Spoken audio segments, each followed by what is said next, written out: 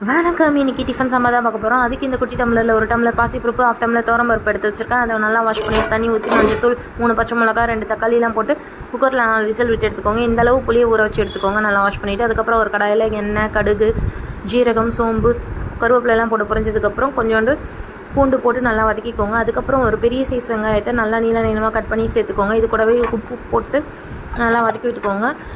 பருப்பு வெந்ததும் அதை நல்லா மத்து வச்சு ஸ்மாஷ் பண்ணி எடுத்துக்கோங்க. இது கூடவே 2 டேபிள் ஸ்பூன் குழம்பு மிளகாய் தூள் ஆட் பண்ணி நல்லா மிக்ஸ் பண்ணி விட்டுக்கோங்க.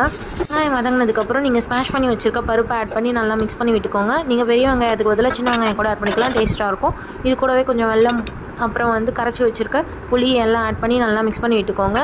தண்ணி ஊற்றி நல்லா சாம்பார் கொதிச்சதுக்கப்புறம் அடுப்பு ஆஃப் பண்ணிவிட்டு லாஸ்ட்டாக கொத்தமல்லி தூவி இறக்குனீங்கன்னா கமன்னு டிஃபன் சாம்பார் ரெடி. இது இட்லி, தோசை, சப்பாத்தி, பொங்கல் எல்லாத்துக்குமே சூப்பராக அல்டிமேட்டாக இருக்கும். ட்ரை பண்ணி பாருங்கள். தேங்க்ஸ் ஃபார் வாட்சிங்.